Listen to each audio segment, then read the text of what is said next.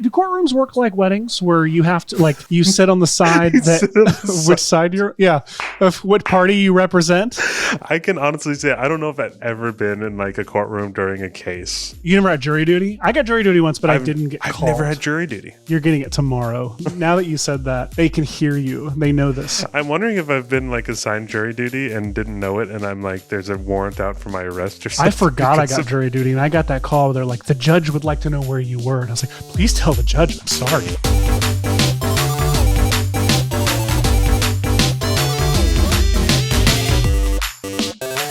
Hey everyone, I'm Ryan.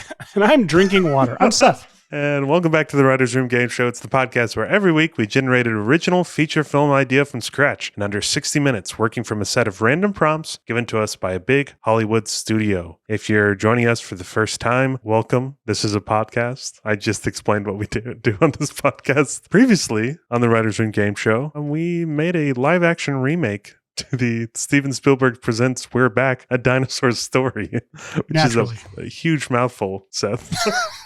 Starting when? Previously on the Writers Room Game Show, we made a live-action adaptation of We're Back. Wow, it is. Live-action adaptation of We're Back, A Dinosaur Story. Yeah. That was I actually really liked that episode, Seth. I won't spoil what our final score was, but it wasn't quite as great as what we were hoping.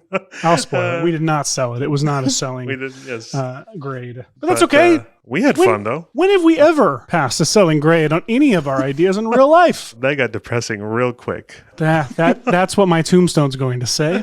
Man, but we had a lot of fun. I'm looking forward to this week's episode. Right up front, guys, don't forget, we have a WRGS Notes Hotline. Yes, it's 1-866 Hey WRGS. Yes.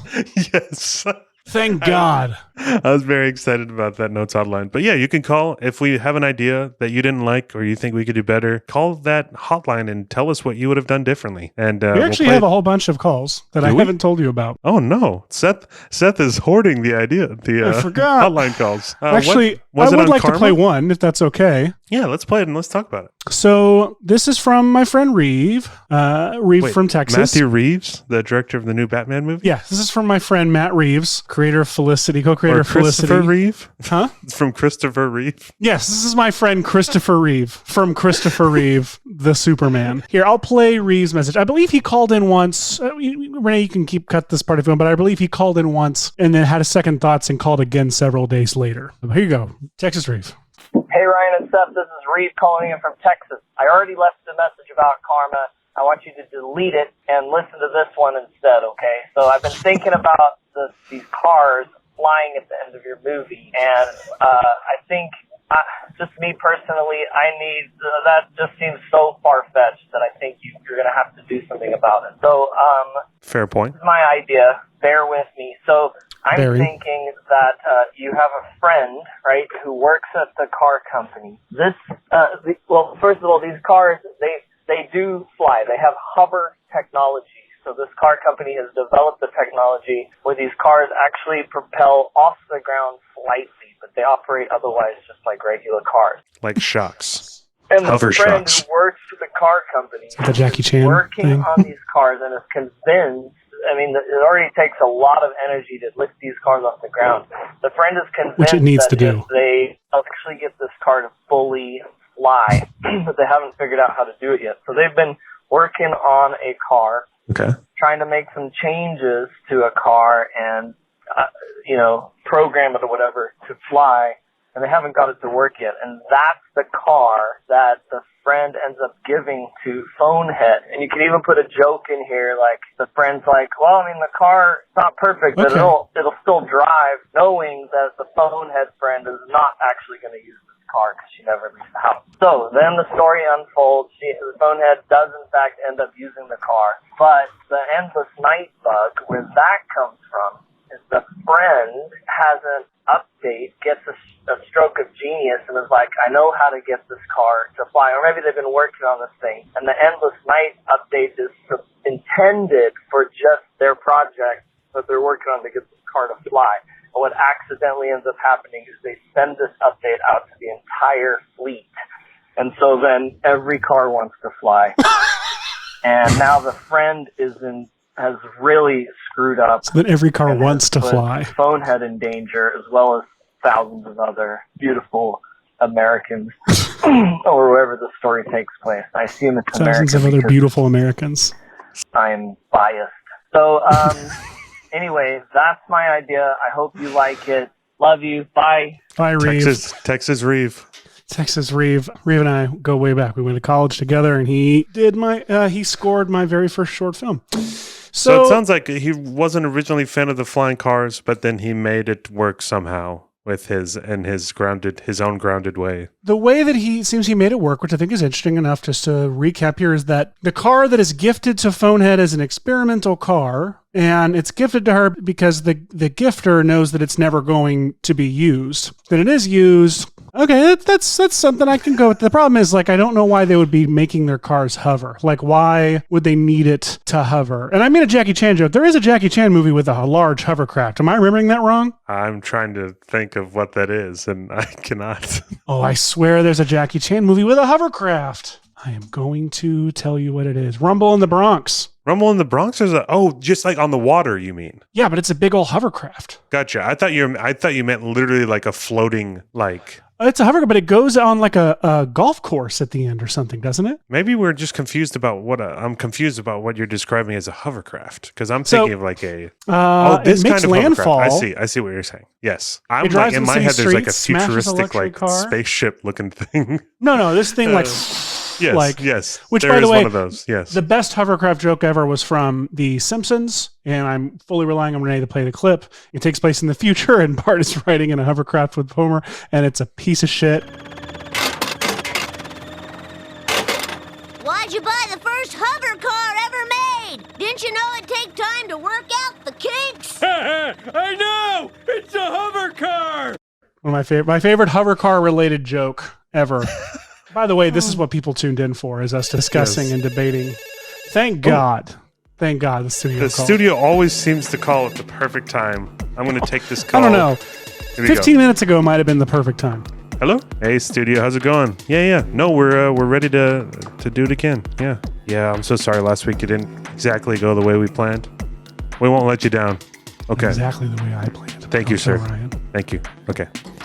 All right. Bye. Sir. They have emailed you today's assignment. I promised we wouldn't let them down, so we really gotta... Why would you promise them that? I like to overpromise and underdeliver, Seth. No power over that outcome. But they did email you the assignment. Okay, so the assignment that we got, that I'm opening my email. All right. So this genre comes recommended from a listener named Evan. This genre was submitted either in our Discord or via the submission link on our site at writersroomgame.show. Scroll to the bottom, you can submit all sorts of prompts. This genre assigned to us is Courtroom Drama. Oh man. I was waiting until we got this one eventually. Finally happened. Me too. The tone is laugh out loud funny. So okay, we're writing Liar today. Liar or what, Shaggy Dog? Yes, Shaggy Dog was clearly what should have come to mind first.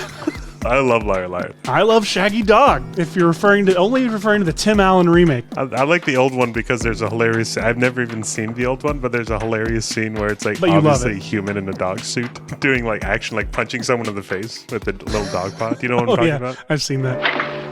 Raymond, this dog has no license and is clearly in violation of the leash law. Call the pound. I already did, sir. The truck is waiting outside. Out of my way! The demographic, fans of Tim Burton. All right. The mandate... He's got to be directing this one, I think. The mandate, the studio... It's just like, they think we're writing a Marvel movie. The mandate is that there must be 3 different villains in this film. Old Spider-Man 3. Yeah, they're not even stipulating who should play the villains. Great. Our pre-existing ideas that we're bringing to the table. Courtroom Drama, laugh out loud funny for fans of Tim Burton, and there's 3 villains. Yeah. Well, I guess they could be, they could be all on the same side. Anyways, I'm getting ahead of myself. You have ideas. No, I think, I actually have opinions on that. Surprise, surprise. Worley's got opinions, but we'll wait till the timer starts. We are, as with, because it's season 3, the new thing we're doing this season, you and I are coming to the table with 5 pre-existing ideas that we want to try and work in. We get extra points if we integrate these into our story, but they're not mandatory. Those 5 elements that we bring to the table are an Instagram influencer as a character. Okay. A pair of pants. Pair of pants, you said? Yes. traveling or stationary. It's not specified. A cartoon protagonist in a live-action world. Hide me, Eddie! Please! The quiet half of a loud duplex. And an alien abduction. Oh my gosh. These are all over the place. The way I amplify the emphasis I put in that, though, could imply the alien could be the one being abducted. It's not specified. So if that makes things okay, so those are 5 ideas that they each count 2 points at the end as we're getting rated. So we don't have to use them. They're not mandatory, but we can choose from those idea piles if there's an idea we can see going to our film. So I'm going to go ahead and start if we're willing to compromise the integrity of our laugh out loud funny courtroom drama with 3 villains for Tim Burton. Okay, so 3 villains. You said you had an opinion. My thought is those 3 villains could all be, if it's a courtroom drama, they can all be on the same side, where it's like we have, a villain, the lawyer that's representing that villain, and they're the same physical side of the courtroom. Do courtrooms work like weddings, where you have to you sit on the side which side you're of what party you represent? I can honestly say I don't know if I've ever been in a courtroom during a case. You never had jury duty? I got jury duty once, but I didn't get called. I've never had jury duty. You're getting it tomorrow. Now that you said that, they can hear you. They know this. I'm wondering if I've been assigned jury duty and didn't know it, and I'm there's a warrant out for my arrest or something. I forgot I got jury duty, and I got that call where they're like, the judge would like to know where you were. And I was like, please tell the judge. I'm sorry. They just rescheduled you, basically? Yeah. I just showed up the next day. Very apologetic. Apparently I didn't accomplish much the first day. So it was a murder trial. It was the Scranton Strangler. There could be 3 different. There could be the 3 villains could be on the same side. You're right. But the more interesting courtroom dramas, not to make things difficult for ourselves, but Dark Knight, for example, there's not 3 villains in it, but Harvey Dent does turn out to be a villain in the end. Spoiler alert. Good God, it's been a while. You're good, guys. And the Joker is clearly the villain, but I feel like you've also got, in Batman Begins, you've got, what's the gangster played by Tom Barron? Falcone. Yeah, you got Falcone. You've got a Scarecrow, Cillian Murphy, and you've got Ra's al Ghul. I think it's more interesting if you're able to work them into this courtroom drama, but have them, there be one clear villain. Yeah, maybe there's one clear villain, one villain that doesn't start out a villain, and then one villain that is working, that maybe is a mole or working things from the inside, or is sitting in the room in the back. I feel like the mobster would be sitting in the room, in the back, making glances at anybody who he's got in his pocket. Mm-hmm. Totally. I love that. I'm sorry if it seemed like I'm out of it. I was actually Googling Tim Burton tropes to see if there's, because I feel like trees, bendy trees. Yes.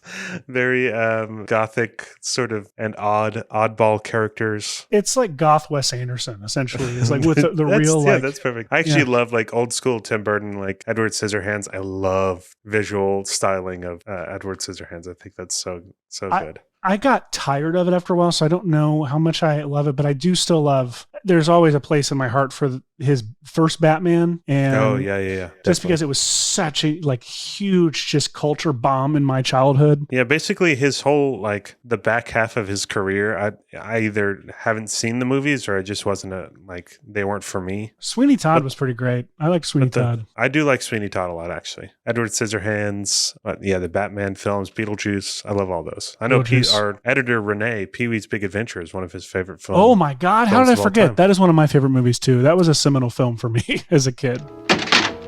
Another photograph. What's missing from this picture? It's just me without my bike. Is this something you could share with the rest of us, Amazing Larry? Tim Burton. It's first movie, I think. Yeah. But so I'm Pee-wee's Big Adventure changes things for me, but that's not what people know as fans of Tim Burton. It's they're expecting to go see The Corpse Bride, I feel like, which is solid. Seth Worley is fully checked out of Tim Burton. We could just go more just place it in a sort of gothic world, and maybe there's little touchstones here and there that feel Tim Burton, but maybe we don't incorporate that as much into the actual story and the ideas, unless it's an oddball character that seems like something Johnny Depp would play, or the classic Tim Burton kind of things we know now. But I wonder if I do like the campy Batman, Pee-wee, Beetlejuice kind of stuff that I'm have it weird and wacky, Yeah, absolutely. So first thought is I love Beetlejuice. What if one way to help us kind of to kind of throw an anchor into the Tim Burton territory might be to decide that one character is dead. One character is a corpse walking around. Like, what if it were a courtroom? Maybe it's a courtroom drama about in which the victim is representing the defendant. Holy crap. Yes. And is trying to solve the murder of who killed them. Dude, that is so, I love that you just came up with that. And I like the idea of them wearing a disguise or doing something to where it's like people can't recognize that they're actually the person who died. And they're definitely like decaying, like over the course of the film. And they're wearing disguises. Like I immediately thought of because oh my gosh, sorry, I interrupted you. You should. Yeah. I owe you so many interruptions. Go ahead. I mean, you interrupting me. I was going to say, because the person who died, their loved ones, or like whether it's a husband or a wife or a brother or one of their parents, obviously is going to be like, they could sort of meet them and be like, no, hey, it's me. And they're like, oh, they freak horrified. out. And they're like, what are you doing? It's like, I don't know what happened, but I'm back from the dead. Like, I can help you. And they fake as the lawyer.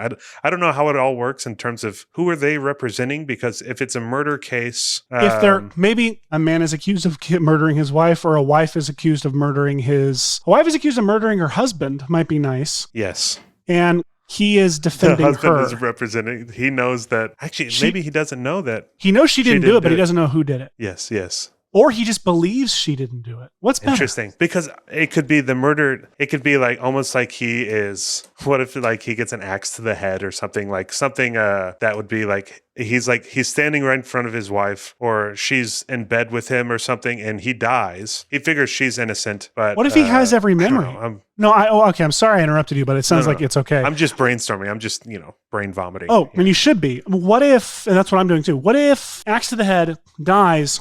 And we hang on a shot of him like laying there, and we represent time of like we do these jump cuts. By the way, I said axe to the head because that sounded like a very Tim Burton thing where it's like lodged in his head. He's 100%. 100%. So, but like we hold on the shot of like, I guess he can't be, he's like face down on the ground or something. Maybe not to the head, because I'm imagining the shot of like him, his like laying on his back on the ground. Yeah. Focuses on him and not on anything behind him, but like we do these jump cuts to show representing time, and we see her find him, and we basically, he confirms it with dialogue later, but like he was fully aware of, and like could see and hear everything going on after he died. Like he was a ghost for a bit, and then they buried him, and then he's just in his body aware of what's going on, but not able to move. And then for some reason, we got to figure out what it is, made him actually physically come back to life. So he remembers her finding him, so he knows it was someone wearing a hood, someone wearing a jacket or something, and I don't know. Does that make sense? I don't know. Totally. I think, to me, axe to the head, it's funny because he could obviously he's still laying there face down, maybe, falls on his face. And then obviously there'd be a big gash in his head. And so he would just wear like big hats and stuff like in court. I love that. And at the end or something, he could like remove his hat to prove that it's him or whatever. And there's everyone's like horrified. Gaping hole. And it's like, I love the idea that every time he tries to like reveal himself to like provide clarity to the situation, everyone is just always distracted by the horror of the situation immediately. And it always distracts from it, like always throws off his game. And of course, this guy is like the whitest person you've ever seen because he's like slowly decaying and is like, there's no blood running through his veins. So it's just like I guess I'm thinking of literally Edward Scissorhands, like young Johnny Depp as this person. But I had more of a Michael Keaton in my head that shows like the Tim Burton I lean toward, but I had like Michael Keaton kind of in my head. That's just straight up Beetlejuice. Like current Michael Keaton could even Batman, still be Michael funny. Keaton, really, that kind of. Oh my gosh, current Michael Keaton as his character would be so good, wouldn't it? So like, what if he's like a rich, successful lawyer, right? And then this happens to him. Yes, I love where this is going. Is it a murder where someone tries to like bury his body and make it a disappearance, and then they find his body, and so he still has the axe in his head when they find him or something? I guess they wouldn't leave the axe like in his head, but the idea of like him coming to life at the morgue once they pull the axe out, and then he comes to life, like he sits up on the. That's good. Because I was gonna say I could see it being there was like they find him. There's like an autopsy. They find it's a murder, but they can never find who did it. It's like months later they've had a funeral, they've buried him into the ground, and then we see like a hand come up from the dirt and he comes back to life, like after all, like we've time-lapsed through all this stuff, and that's when he comes back to life, and something happens where he has to like somehow figure out a way for them to reopen the case, like there's a new evidence or something like that. But I feel like Maybe it's cleaner. Your idea is cleaner cleaner if they just find it and he's in the morgue. And he comes back sits to life, up. leaves, and his body disappears, and now that's part of the case. His body has been stolen from the morgue or something. He like, what if he like comes home, because that's all he knows to do. He comes home and finds like his wife. They have their whole like interaction, you know, the whole like she's terrified. Once things like calm down, he comes to learn. He comes to learn that she's being accused of the murder. And he looks at the case. I'm trying to think of like if he sneaks into whoever's like maybe like his office is representing her or something. He goes, sneaks into the office, looks at the files. Them, so they're going to feel like we're representing you because we want to find out who did this because he was. Although, no, that's probably right. I was going to say it could be fun if Michael Keaton, he's so good at playing kind of, I don't want to say douchebags, but it's like, I'm thinking of like The Founder. Did you ever see that? Yeah. Where he's like very driven, but it's like he's so about himself that he's like driving other people away. If he was like similar to like Liar Liar, if he's like a lawyer that not a lot of people like, but they respect him because he's good at his job. And he finds that out because that would give someone motive to kill him. But and he has to find a way to like, he has to see his wrongs. Like maybe he comes back to life because he has to like have this emotional breakthrough so that he could. It's like a Christmas Carol. It's very Charles Dickens. Like if he is able, because he's representing his wife in the trial of like his own murder, people would say things about him posthumously. Yeah. Oh, totally. Yeah. It revealed things to him about his own character and how he even treated her. So where were you going with that? I was just, it's interesting for me if he's kind of a bad guy in the first act. Define bad. I'm just thinking of lawyer characters. Maybe he represents like terrible people, and he's kind of ruthless, and well, that provides more suspects for who would off him. Yeah, totally. And there's something to me about him throughout the movie learning a lesson on how to be a better person, like as simple as it gets, and owning his shit. Like I think that's a big totally almost like he's been brought back to life for the sole purpose to. Well, one, clear his wife's name, but also, right his wrongs. And then he sort of like, I think it'd also be really funny if at the end, once he's learned his lesson, just being a very anticlimactic where he just like drops dead again.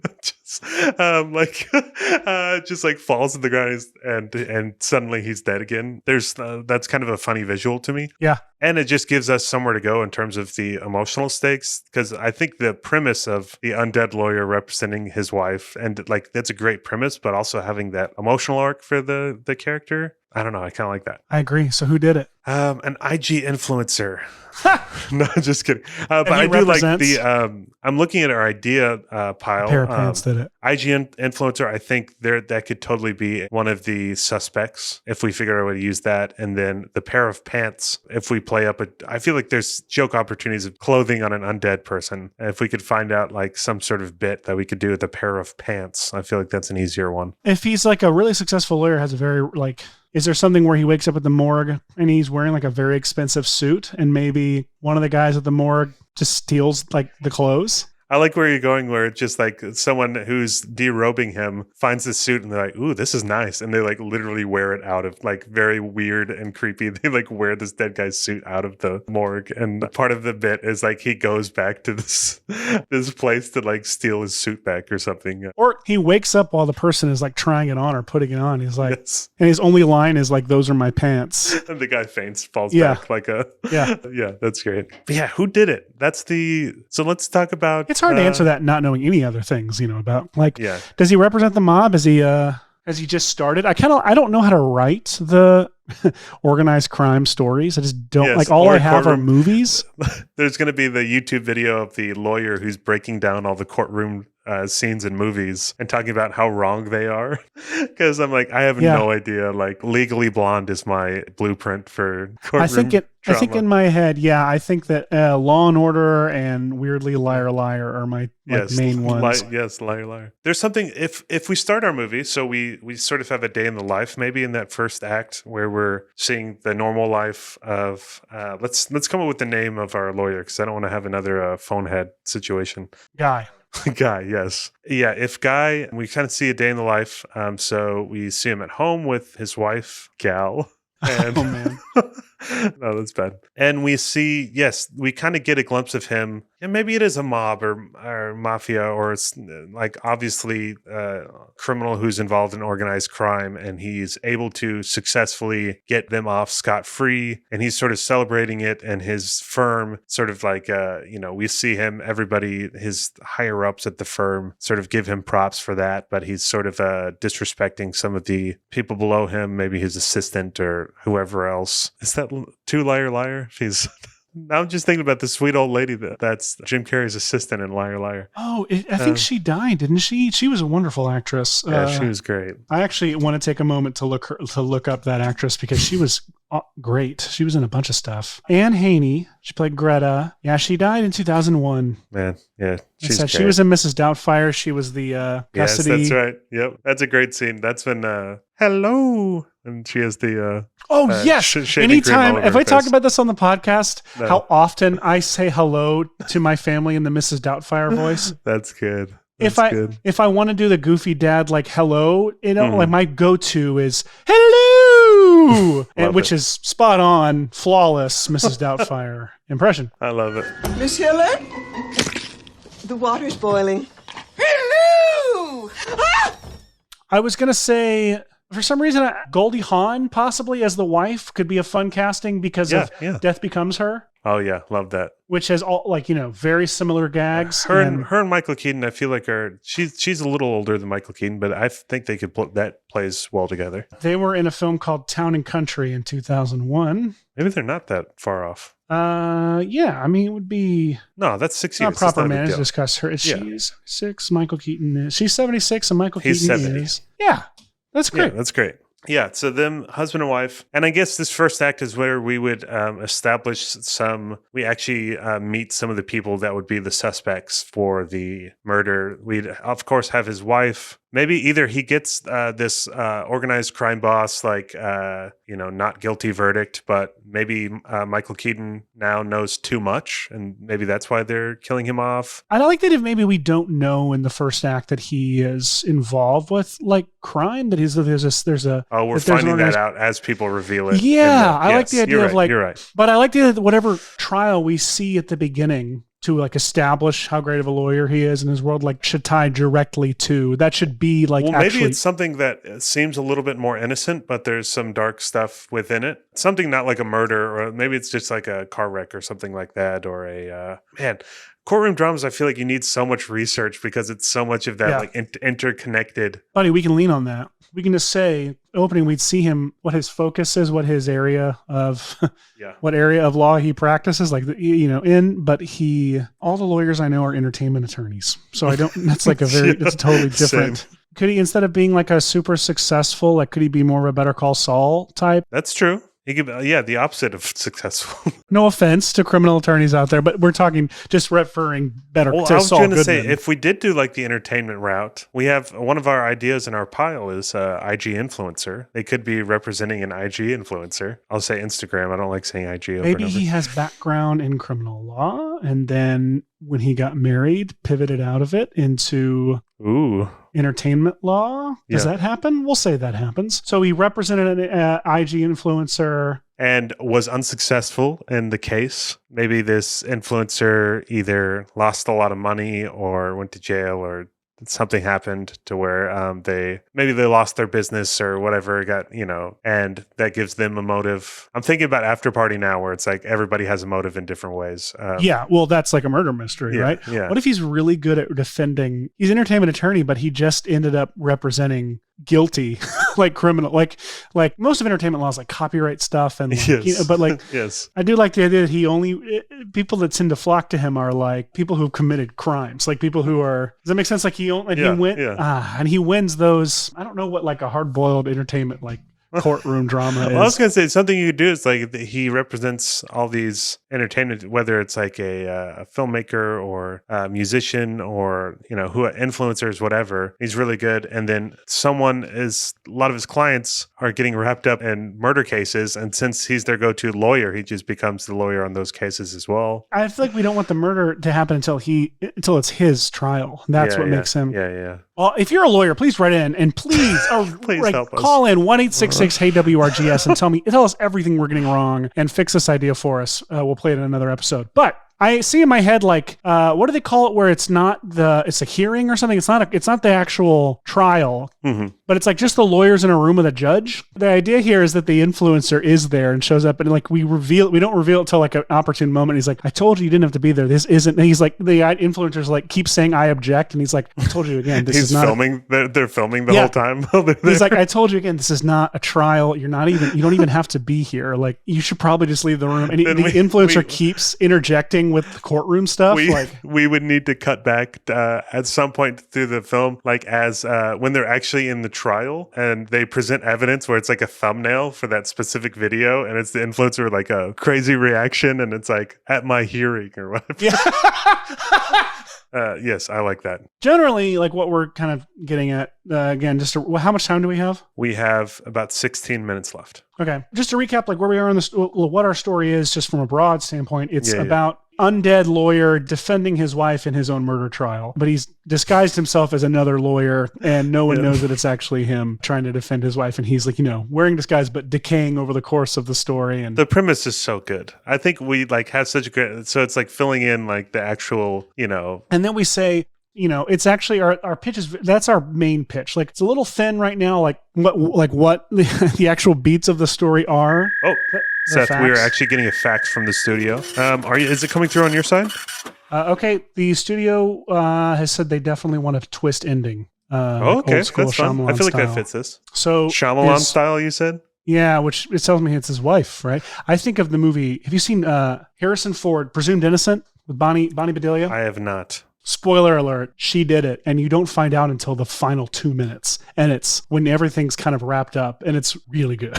I like the wife doing it actually because and when he gets killed, we have to present it as if she is completely innocent. And because he has to believe that, the audience has to believe that. And then there's a big twist. I don't know what it would be, whether she's hiring someone or what the reasoning is. I don't know if it's Michael Keaton saying it's okay. I deserved it. And then he dies for real, like at the end. Well, I like your idea of revealing that the whole Dickens of it all, of revealing that he was a kind of a piece of crap person. So what if we get it to where we understand why she did it? We, what I mean? By the time that we reveal it, but maybe even by then he's had such a transformation that she regrets it. And so it's like a bittersweet ending of, Yes, no, I love that. And I like the idea. What if he has never had, every single one of his clients have been not guilty for his entire career? And what if he realizes by the end that she is actually guilty? And it's like by the end, before the verdict. Okay. Maybe he continues to be not guilty, or maybe he realizes that she is guilty, or something where he has to sort of, I don't know. I'm trying to think of a way for the twist for him to sort of reveal before he has the realization before the other. I don't know. I'm running in circles now with my thoughts. I loved your idea. You either reveal beforehand, but then you have to watch him pin it on somebody else or turn it into a mistrial, at which point it's not That's true. He has to lose. He has to engineer a mistrial. Yeah. The other side of it is presumed innocent, which, spoiler alert for presumed innocent, guys. Like I said, they wrap up the trial. The story is pretty much over. And in the final minutes, he finds an axe in his shed that has hair on it and realizes that his wife murdered this woman and goes inside and confronts her about it. And she has this monologue. His wife murdered him. Yeah, well, this is he murdered his. You're talking about presumed innocent. Okay. Yeah, sorry. So this one is but this idea would be that it's we do the same thing. We reveal that she actually did it after we've wrapped up the trial and we think that we've caught a criminal, but we don't know whether that we've come to find out this person didn't actually kill him, but this person was guilty of something. We reveal that she did it, but it'd be great if she feels remorse. It's like she regrets doing it now after he's made the character transformation that we want him to have over the course of the movie. So it's good that he got her off and where she, no, that sounds bad. It's good that he got her to where that's the oldest joke in the world. You get what I'm saying? Yes. And I don't know if what I'm saying is a good idea. Yeah, it's hard. We've got 11 minutes left. We need to have, for our pitch, some other suspects with motive so that we could even, like, our focus group be able to pitch it in a way that it's a big twist at the end that she did it. And we don't have a ton, because I think where you're going with this is great, but we just don't have any other. We need to, with our remaining time, find some other suspects that. Real quick. IG influencer he's representing at the beginning is being sued or something by his neighbor. So I don't know if you remember that when Logan Paul was getting all this like bad press because he was like burning. I cannot stand the Pauls. I hate the guy. He was burning couches in his pool, and like his neighbors were like done with it, like tired of it. So what if he lives on the quiet half of a loud duplex and his neighbors, or he lives in the loud part and the neighbors in the quiet part are suing him. And when we meet Michael Keaton at the beginning, he's Saul Goodman in like representing the IG influencer. Yeah. Why they're asking him like, why are you even here? You're an entertainment attorney. Like, as I understand, you practice entertainment law, and he's like, yes, Your Honor. Like, what? Like, but I used to blah blah blah. Like, we get the backstory by him explaining why he's there, but it's pointed out that like it's weird that he's there. And so, does that make sense? Does that sound like something? Okay. Explain that last part again. So he's Saul Goodmaning at the beginning, like, but the judge can call him out for like, as I understand it, you practice entertainment law. So what are you doing here? Shouldn't your client have a criminal attorney to represent? Blah blah blah. I don't know. A criminal defense attorney. I don't know if that is even something that would be called out, but it would. If it is, and we can sell it, it's something he could use to explain his backstory of how. Yes, I like that. That's a crime that is not serious enough to where it's like, yeah, he wouldn't be doing a murder trial here. But if it's like he has a great relationship with this IG influencer because he's helped him win a lot of cases in the past, why not just call that same guy up for this case as well? That makes perfect sense. And it incorporates one of our ideas from the idea pile, a quiet half of a loud duplex. Or I guess it reverses it. But the prosecution, there's the defendant and is it the prosecutor, or is it the... Prosecutor and defendant, they're opposites. Prosecutor, lawyer who decides whether the prosecutor, to charge a person with crime, and then the defendant is what's the name of the person client of the prosecutor referring to the attorney or to the client? I'm looking stuff up on Google. I love that we just are so clueless on this stuff. I've already forgotten every episode of Kid Court that I watched on Nickelodeon growing up. Was that a show, Kid Court? Yeah, I believe it was hosted by, I think Linda Ellerby was the judge, if I'm remembering correctly. Amazing. Let's see. I guess is it prosecution and plaintiff? Plaintiff and defendant is what I feel like it would be. A defendant and prosecutor. Prosecutor and defense attorney are both lawyers who have completed a law school. Yeah, but those are lawyers. Yes, plaintiff, a person who brings a case against another in a court of law. Yeah, so that would be the neighbor. The neighbor is the plaintiff, and they live on the quiet side of a loud duplex. And they would hire a lawyer that is the prosecutor, and then Michael Keaton would be the defendant of our Logan Paul-esque influencer. And that would be the case in the opening. And the prosecutor is like, knows him from his criminal court days. Is one of the villains of our movie. One of the three villains. Yeah. And he sees him in the bathroom and he's like, how's entertainment law? Or how's representing, music douchebags, boobity boppity boo. And he's like, points out how expensive his suit is as a comeback. So in court, the Michael Keaton, who is the name of our character now. Yep. Michael Keaton That's normal. Is rivals with the prosecutor, who is a different character name, and so we would have a hearing in the beginning. We'd have the fun little bit with the influencer there, and they're recording and trying to. The influencer doesn't have to be there, but is there acting like it's a full-on trial. Yeah, and maybe it is a full-on trial, and the Logan Paul-esque person loses, and they're super pissed at Michael Keaton. That's great. And there's a big, they have a big argument, and the Logan Paul person like flips him the bird. And sorry, I just did that to you on camera. Hey, back at you, bitch. But it's a good callback to another WRGS episode, I think. Yes, and then they leave. At one point, we'll have done this podcast long enough to where we won't call out our callbacks. We won't try to remind the audience that we're doing a callback. Yes, hopefully we'll have fans that will just realize that's a callback. But yeah, so they storm off and they drive off. We have 5 minutes left, by the way. In a rage, giving them some motive later on, because lots of people have saw them storm off. There's one suspect, possible villain, Logan Paul, possible villain, the prosecutor, and who, by the way, could be the prosecutor that is against the wife. Which is funny. I guess he would be, in that situation, who would be pressing charges? Would it be his family? Would it be... Oh, I guess you're right. Well, what if they're at the same firm? Well, I guess they wouldn't be competing each other in the same firm. And plus entertainment and criminal, I don't feel like those are in the same. So I guess this maybe this prosecutor, it actually almost works better if he's not now. Yeah, it does. And this influencer is just hiring him for whatever. Yeah. Because this prosecutor would be on the side of the court against the murder suspect, like the wife. It would be like the court against, the wife and her attorney, which would be, Michael Keaton. Man, we could show her find him and then someone find her with him, and everything about it looks like she did it. Does that make sense? Like, yes, totally. We could see that play out. She's covered in blood. That wins her handprints are on the axe. And so we believe from the beginning that she didn't do it because we're with her when. Yeah.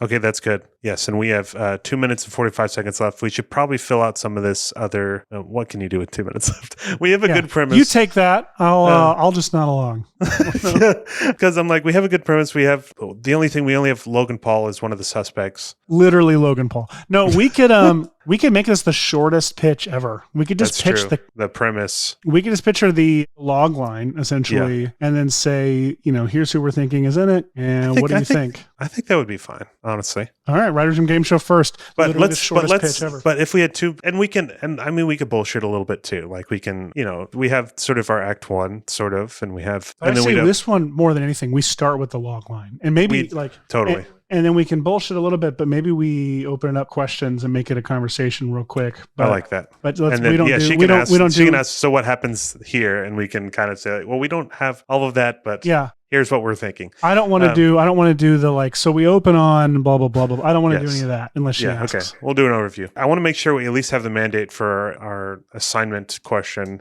for 3 villains. We have Logan Paul, we have prosecutor, and I guess it would be the wife. She would be the ultimate villain that we get in the twist ending, which is our wild card. Okay. I feel good about this. Okay. You want to just go into it? Yeah, why not? Okay, everybody. Let's see how this goes. Let's see if we sell this idea.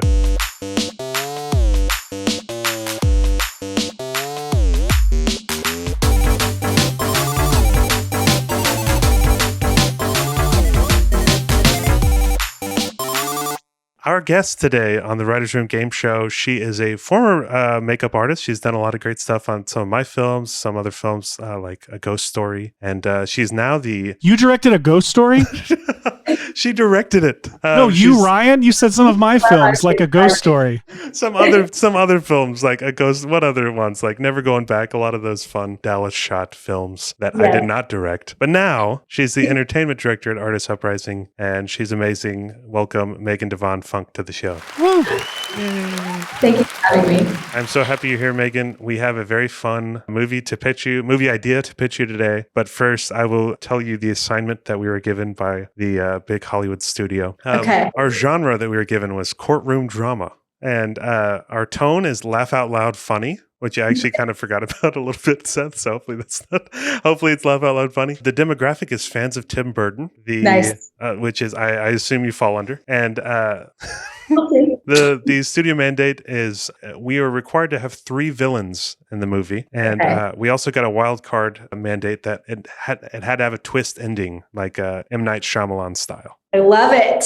Yep. So this season, we're also given a bunch of ideas that we can use. It's not mandatory, but we got 5 ideas, which are an Instagram influencer, a pair of pants, a cartoon protagonist, the quiet half of a loud duplex, and an alien abduction. And so I won't spoil it, but we were able to use a few of those ideas in our pitch. We'll talk about those at the end of the episode because they'll come into play and giving us extra points. Yes, absolutely. But I'm going to pass it off to Seth to kind of start our pitch off. Yeah. So to give you the log line, our movie is it's a courtroom drama about a trial in which a woman is being accused of murdering her husband. The twist is she is being represented by her undead husband in disguise. So basically her husband was a lawyer. He was the one murdered. She's on trial for his murder. He has come back from the dead, but as a decaying corpse. And so he has disguised himself as like a fictional attorney who is alive and is representing his wife, trying to clear her of the charges, all while wearing a very ridiculous disguise and decaying over the course of the film. I think I've made this movie. It's course I can. You're kidding. You've actually made a movie similar to this. Minus the courtroom drama, but there was, I'm not going to say what it's called, but there was an undead man who just progressively got more undead throughout the film. Yeah. Nice. Okay. So there's an audience for this somewhere. Somewhere there is an audience for this. Love it. The person in the background of your Zoom goes, right here, me. Over the course of the story, the idea, though, is we want to tell kind of a Charles Dickens type of arc, like a Christmas Carol kind of arc, where like in representing his wife and being in a trial every day where people are talking about him as if he is dead and not present, even though one of those is true, he comes to learn that people didn't think very highly of him and he was kind of a douchebag in his life. And so we want to take him through this like journey of learning that he was a douchebag and redeeming himself, with the twist at the end being he clears his wife of the charges. Like he's successful in doing that, but the twist at the end, in like the final moments of the film, we discovers that evidence that his wife actually was the one who murdered him. But the thing is, she regrets it. Like she fesses up to it, but she regrets it now that he is like, he's a changed man essentially after this experience of the movie, and so she now has real regret for it. She's already clear though, so she's not going to jail or anything. Our movie kind of ends on that. Yeah, and once he actually he clears her name, she confesses, and they sort of they kind of reconnect at the end after she apologizes. And sort of like we find out when he basically, once his mission is accomplished, he just drops dead for real. And it's kind of this like shocking, like funny thing that he just kind of drops dead. But we realize that he was brought back to life for the purpose of like righting his wrongs and, getting her to sort of fess up and apologize for what she's done and then reconnecting. So sweet. So the goal for it to have heart, it'd be really funny, but also be kind of that shocking. Some of our references, Michael Keaton would be playing this character, by the way. It's Michael Keaton and Goldie Hawn as the husband and wife. And so we want to channel some of that sort of Beetlejuice energy, some of Death Becomes Her. Death Becomes Her, Sweeney Todd kind of levels of gore, but it's also very sweet and funny. So that would be the goals for the movie, and that's sort of our pitch. We have a little bit of story as well to fill in. He's actually in our first act. We have a bit where we kind of see the day in the life before he gets murdered. He's representing this Instagram influencer a la Logan or Jake Paul, who's just kind of a massive douchebag. He lives in a duplex, and you could say that burning couches in his swimming pool and having these huge parties with other influencers and the neighbors and the duplex, which they're living actually in the quiet half of the loud duplex. You didn't have to specify it. I think that we could have connected the dots. I kind of like it being a very not subtle. But the neighbors basically sue this Logan Paul type influencer, take them to court, and we actually get our Michael Keaton, our main character, representing this character.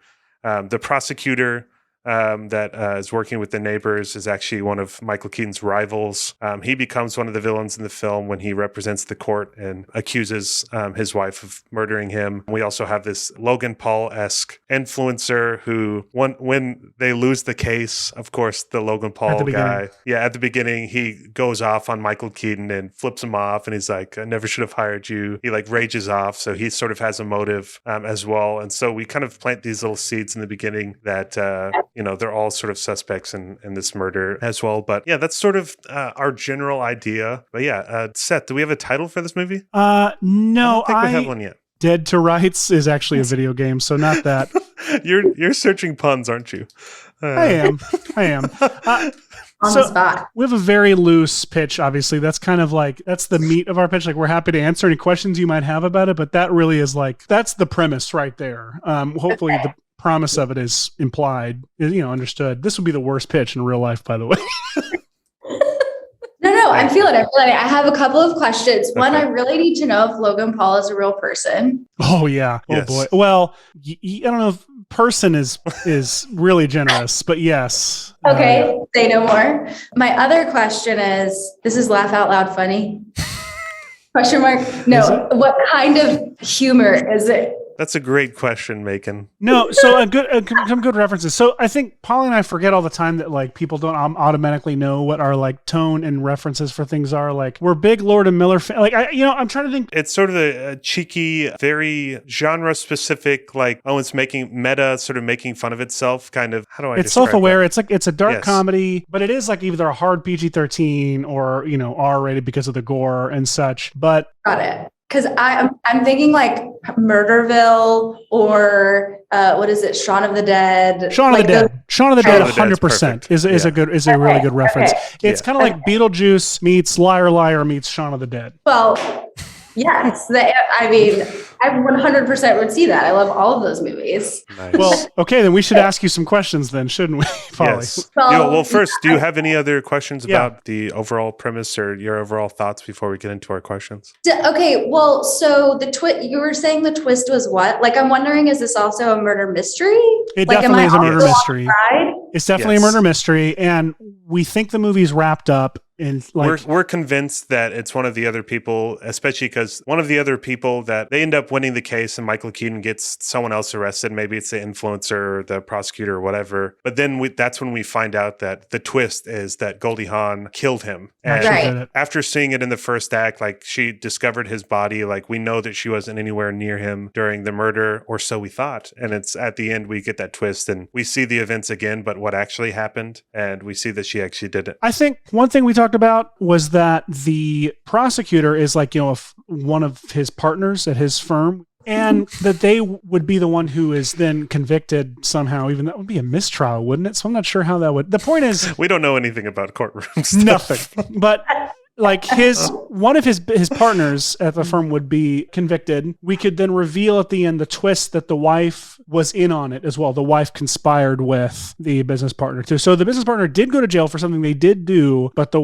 reveal at the end would be that the wife was actually a part of it and maybe even orchestrated the whole thing as well, which would be in the final moments reveal. That would be the twist at the end. Okay, got it. I'm also, one more question. Can I ask as many as you want. Of course, yeah. Okay, I'm also wondering, is it scary? Like, is it suspenseful or is it like kind of are there stakes? There are stakes in the story. Like you 100% are invested in the emotion of the story and the outcome for these characters. Like because we also have sort of we don't know when this guy is going to just decompose and like be found out that he's some weird dead zombie guy. That's a major part of it, is that there's a Mrs. Doubtfire to it all.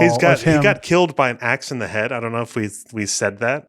I don't think you did. But so like when he has a huge like gash in the back of his head, so he keeps on putting on hats and stuff. But there's like disguises, maybe like parts of his skin are peeling off in sort of a gross but also really funny way, where he's like he puts on a mustache or like a beard or something. Like there's a way more Mrs. Doubtfire to this than I realized while we were formulating it. So I think there's like a fun, but it's also we also are worried that he might just straight up die before we can find out actually who did it or clear the wife's name. There's also when he actually dies, that will be kind of a scary moment, but it is sort of bouncing back between suspenseful and just very funny, sort of wacky. Okay, I think that was my last question. I think I spoke too soon when I said 100% would see this, because I can't watch scary movies. I make up things in my mind that I just like can't go there. Well, but can you define scary? Define scary for you. Scary for me is very like realistic, like very realistically gory, I guess anatomically correct, or like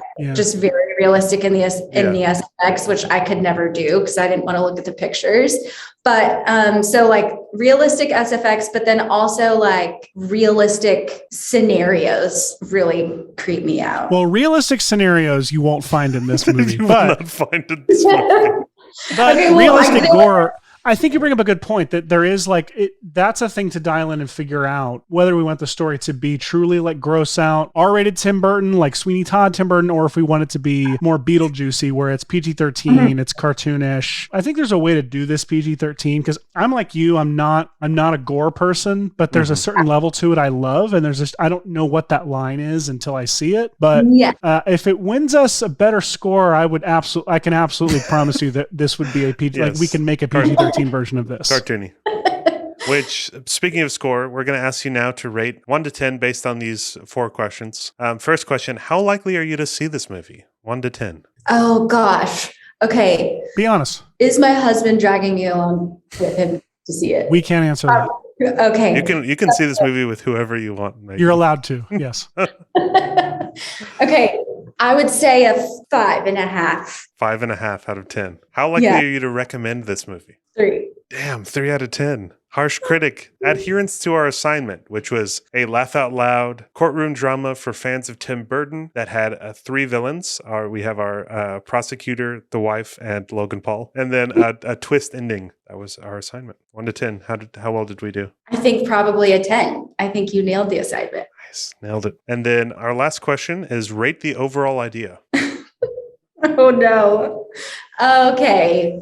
Rate the overall idea of this courtroom drama where the man is falling apart as it progresses. 1 to 10? Yes, 1 to 10. 6. So that brings us to a total of 24.5. With our ideas that we integrated into the story, an IG influencer, a pair of pants. Oh, we forgot to pitch the pair of pants to you. Oh, yes. But the guy at the morgue, seeing the super expensive suit that the body has on it, attempts to steal the suit for himself, is putting the pants on when Michael Keaton sits up on the table and is like, "Those are my pants."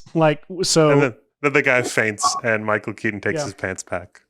So those are my pants. IG influencer, pair of pants, and a quiet half of a loud duplex, which was part of Logan Paul's trial, brings us to, that's 6 points, which brings us to a 30.5, which unfortunately is not enough for the studio to be purchasing this idea. Oh no! Wait, what do you have to reach? 35. 35 out of 50. Sorry, Chris. It's all right. It's okay. We got to work for it. We got to work for it. But I will say a lot of this comes from my very authentic apprehension when it comes to gory scare. I'm like, I don't know. Am I feeling brave on a Tuesday? We don't know. I actually relate 500% to that because am I feeling brave on a Tuesday? Yeah, I'm only brave on Tuesdays, and I have some of my favorite movies are gory horror movies, but at the same time, if there's a horror movie coming out, I am so apprehensive to watch it because I am so squeamish about that stuff. At the same time, the ones that I love the gore in them, so I cannot explain why. Yeah. I know. Well, and I think that you putting Beetlejuice next to Sweeney Todd is such a good place because I do not want to see that straight edge cut the necks open. I don't want to see that. Yeah. But cutting flesh on a man in a suit, yeah, I do want to see that. It's so weird. It's hilarious. Not only will you see it, you want to see it. The Writers Room Game Show with me, Ryan Pollock, and Seth Worley. Executive produced by Grant Wakefield at Weekend Video and Ann Fogerty at Plot Devices. Edited to perfection by Rene Gomez. Our art is by your buddy, Meg Lewis, and our face-melting music is by Ben Worley.